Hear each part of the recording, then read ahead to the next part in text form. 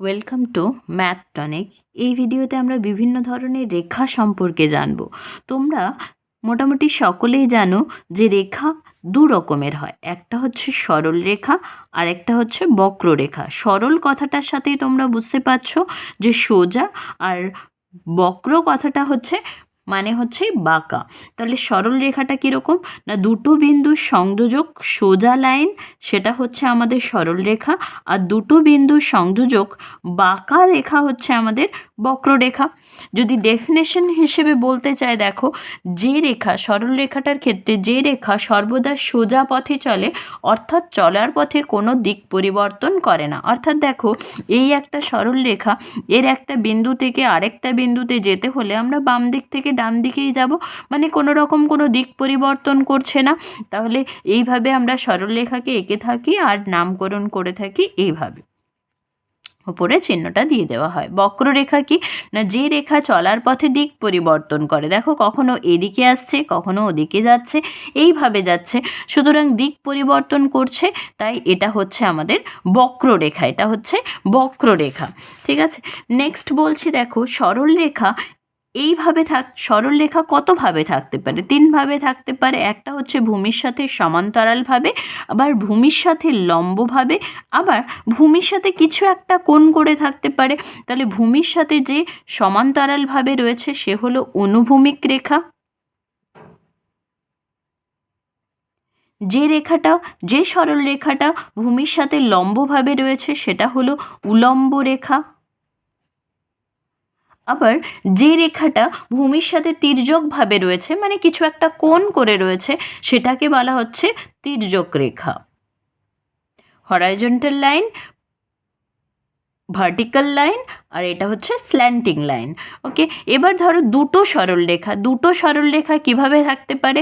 একটা হচ্ছে এইভাবে, দুটো দূরত্ব সবসময় সমান রেখে থাকতে পারে। আবার কিভাবে থাকে, একটার সাথে আরেকটা কোণ করে থাকতে পারে, আবার কি 90 ডিগ্রি কোণ করে থাকতে পারে, আবার এইভাবে ছেদ করে থাকতে পারে, আবার একটার ওপর আরেকটা থাকতে পারে, এইভাবে থাকতে পারে। দেখো, যখন দুটো সরল রেখার মধ্যবর্তী দূরত্ব সব সময় সমান থাকবে, এখানে যত দূরত্ব এখানেও যত দূরত্ব সব সময় সমান থাকবে, আর কোথাও কোনো দিন স্পর্শ করবে না বা ছেদ করবে না, তখন এই সরল রেখাগুলোকে বলা হবে সমান্তরাল সরল রেখা বা প্যারালাল লাইন্স। যখন দুটো সরল রেখা পরস্পরকে 90 ডিগ্রি কোণে ছেদ করবে, তখন এগুলোকে বলা হবে, এই দুটো লাইন্সকে বলা হবে পারপেন্ডিকুলার লাইন বা লম্ব রেখা। আবার যখন দুটো রেখা পরস্পরকে কোনো একটা বিন্দুতে ছেদ করবে বা স্পর্শ করবে, তখন এই রেখাগুলোকে বলা হবে পরস্পর ছেদি রেখা। এবার যখন একটা রেখার ওপর আরেকটা রেখা পড়ে যাবে, একই রেখায় পতিত হবে, সমাপতিত হবে, তখন এই রেখাগুলোকে বলা হবে সমাপতিত রেখা বা সরল রেখা। ঠিক আছে, তো ডেফিনেশনগুলো দেখো। সমান্তরাল সরল রেখার ডেফিনেশন কি বলবো? একই সমতলে অবভিয়াসলি অবস্থিত হতে হবে, না হলে এটা দূরত্ব সবসময় সমান নাও হতে পারে। সুতরাং একই সমতলে অবস্থিত দুই বা ততোধিক সরলরেখার মধ্যবর্তী দূরত্ব সবসময় সমান থাকলে ওই সরলরেখাগুলোকে সমান্তরাল সরলরেখা বলা হবে। তাহলে গুরুত্বপূর্ণ কথা হচ্ছে, একই সমতলে দুই বা ততোধিক সরলরেখার মধ্যবর্তী দূরত্ব সবসময় সমান থাকবে, তখনই সরলরেখাগুলোকে বলা হবে সমান্তরাল সরলরেখা। এইভাবে নামকরণ করা হয়। ABCD লেখা হয় কিভাবে না, AB সমান্তরাল CD। এইভাবে দেখো, লম্বরেখা একই সমতলে অবস্থিত দুটি রেখার মধ্যবর্তী কোণ 90 ডিগ্রি হলে ওই রেখাকে অপর রেখার লম্বরেখা বলা হয়।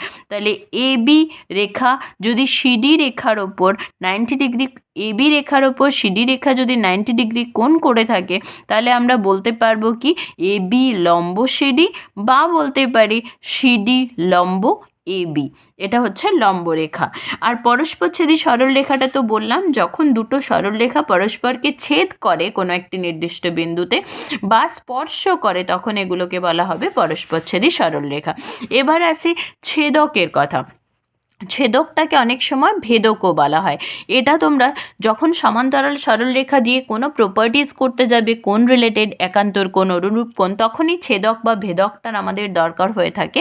তাই জেনে নাও একটু। যদি একটা সরলরেখা, দেখো এই তো তিনটে সরলরেখা আছে, এই তিনটে সরলরেখাকে যদি একটা সরলরেখা আলাদা আলাদা বিন্দুতে ছেদ করে, তখন এই সরলরেখাটাকে বলা হবে ছেদক বা ভেদক। তাহলে ডেফিনেশনে বলা হয়েছে, দেখো, যদি একটি সরলরেখা দুই বা ততোধিক সরলরেখাকে আলাদা আলাদা বিন্দুতে ছেদ করে, তখন এই রেখাকে পরবর্তী রেখাগুলোর, মানে এই রেখাগুলোর ছেদক বা ভেদক বলা হবে।